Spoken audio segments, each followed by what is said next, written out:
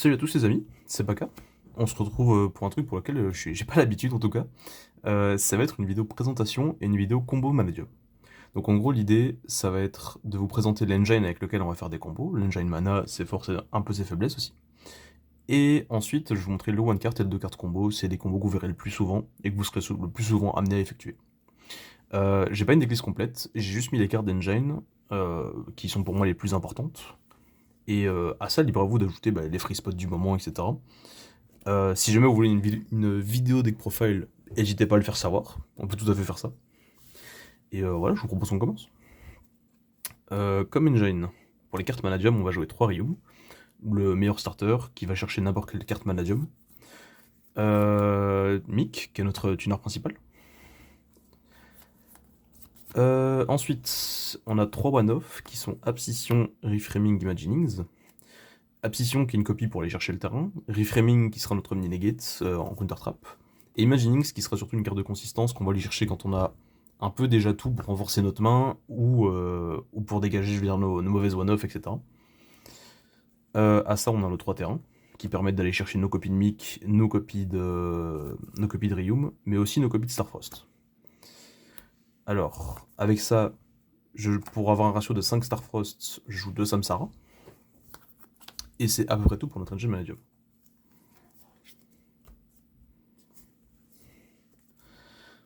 Ensuite à ça, couplé avec le deck, on a l'engine Scarecrow.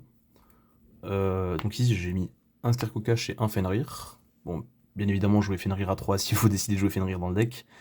J'ai mis ça dans l'engine Scarecrow parce que, en gros, Fenrir ce serait une interruption à lui tout seul sur le terrain. Et ça vous permettra d'aller chercher un Scarecrow cache Tira, qui déjà est une super bonne carte dans le format parce que ça vous permet principalement de gérer les Expurli noirs, etc. Mais qui peut aussi se transformer en Light Art, qui sera du coup une piste de combo, qui vous permettra d'aller chercher le terrain, etc. Mais on verra ça après. Ensuite, avec ça, on a nos 3 raid charts, starter, extender. La carte absolument tout qui vous donne en plus une draw 1. Nos 2 targets pour raid chart qui seront Arrival, qui est un monster reborn qui est pas une fois par tour. Et nos 2 terrains Reshobia pour terminer Engine Scarecrow. À ça, on a 2 one-off qui sont absolument broken dans le deck. Vous avez vu le nombre de terrains qu'on joue et le nombre de guerriers qu'on joue, parce que j'ai pas précisé, mais les Ryumart sont guerriers et les raid charts sont guerriers. Dans l'extra deck, ça si vous avez déjà vu des profils mana, c'est classique.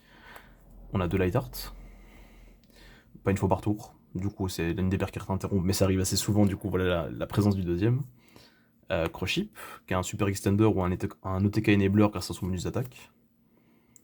SP, c'est la plupart du temps les gens vont soit essayer de finir sur une SP pour essayer de minimiser entre guillemets les cartes qu'ils doivent utiliser pour faire leur combo, ou alors ils vont tenter de finir sur une Apollousa. SP qui est tout aussi bon en go second, du coup sa présence est entièrement justifiée. En synchro, on a une Trisukta, qui est principalement utile pour le one card combo. Amritara, qui nous permet d'aller chercher n'importe quel spell trap qui mentionne Starfrost, qui est utile dans absolument tous les combos, principalement pour aller chercher la counter. Access synchro, qui est plus une synchro de secours, entre guillemets, dans le sens où vous n'allez pas la sortir à toutes les games, mais quand vous allez la sortir, c'est que vous allez prendre un chemin bizarre pour jouer à travers des end-traps ou des boards, etc. En synchro 10, on va jouer la baronne, un Dispater, un Chinging, et en synchro 12, on va jouer le Crimson qui va vous permettre d'invoquer la plupart du temps Dispater. Soit vous passez par Crimson pour invoquer Dispater, soit vous passez pour Axel Synchro.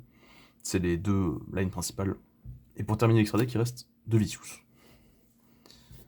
Il reste en théorie un free spot dans l'extra deck, la plupart du temps ce sera Dark, mais ça c'est libre à vous de le jouer. Ensuite, pour tout ce qui est one card et 2 cartes combo, on va directement commencer par le one card. Donc on va juste commencer avec un Ryumart. Juste Ryumart, ça vous permet de finir comme sur un sacré nombre d'interruptions. Et on va voir ça tout de suite. Donc on va, normal Ryum, on va faire l'effet. On va pouvoir ajouter une carte Manadium. On va aller chercher notre copie de Mick. Mick qui nous dit que quand on contrôle un monstre qui possède 1500-2100, il peut se spé. Donc on va spé Mick. Et ici, on va partir, comme j'ai dit précédemment, sur la 5 ou 6 Trisukta. Effet Trisukta à l'invocation, on va pouvoir reborn un tuner 2. Ça tombe bien, Micklet et reborn Mick. Ensuite, on va prendre notre Mick et notre Trisukta. pour pouvoir synchro summon Amrita. On va déclarer l'effet Amrita à la synchro summon, on va aller chercher une magie piège qui liste Visa Starfrost. Ici, on va aller chercher une autre copie de Calarium. On va surtout pas l'activer tout de suite, parce qu'on aura besoin du deuxième effet de Calarium plus tard dans le tour. Donc on va transformer notre Visa Amritara en Lightheart, parce que Amritara sur le terrain est toujours considéré comme un Visa Starfrost, tant qu'il a ses effets bien évidemment. Du coup, effet Lightheart, on va pouvoir aller chercher notre copie de Reshobia.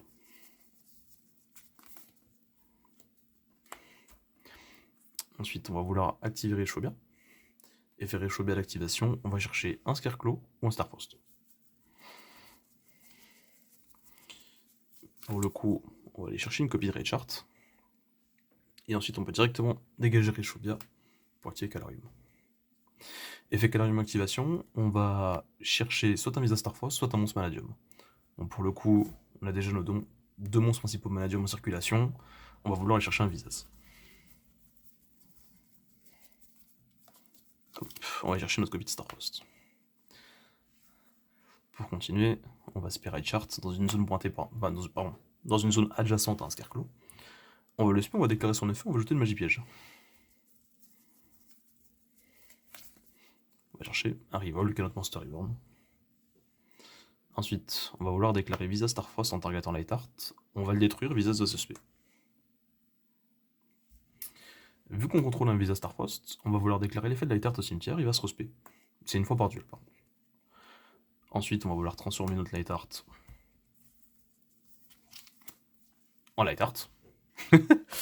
Et on va vouloir aller rechercher notre copie de Reshobia pour le follow-up.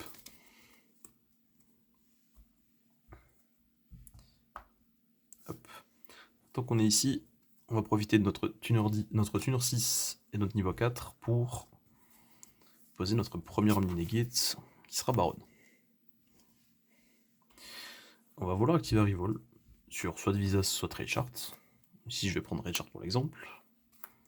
Comme ça, on a notre extra body et on va pouvoir faire Cross-Ship.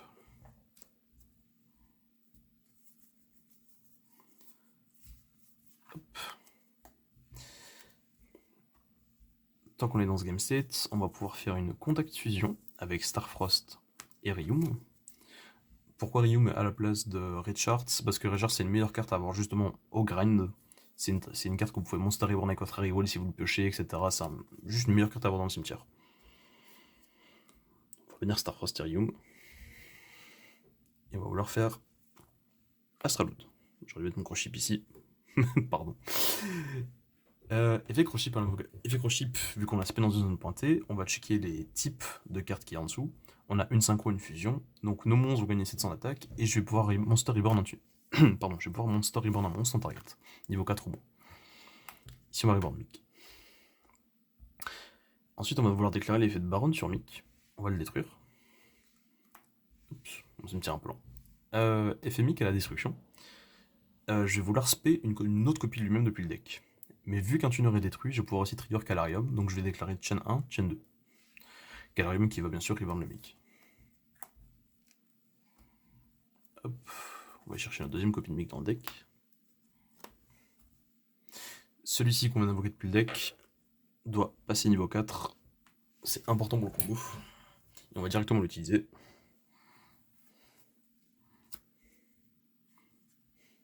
Hop. Et ici on va faire une synchro 12, on va invoquer Crimson. Effet Crimson, on va target Baron. Crimson va se renvoyer dans l'extra deck pour nous spé notre Dispater comme dit précédemment.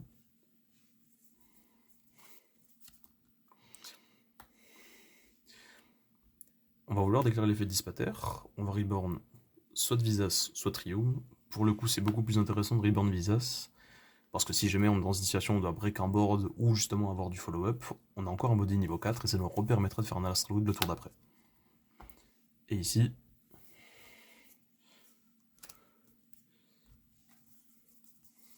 on peut directement partir sur une Apollousa pour 3. Du coup, on finit avec une Omni-Negate sur Baron, une destruction sur Dispater ou potentiellement une negate en fonction de comment votre adversaire séquence ses plays. Et on a toujours du follow-up avec Reshobia et 3 negates sur Abo. Du coup, pour un one card combo, ça reste vraiment pas mal.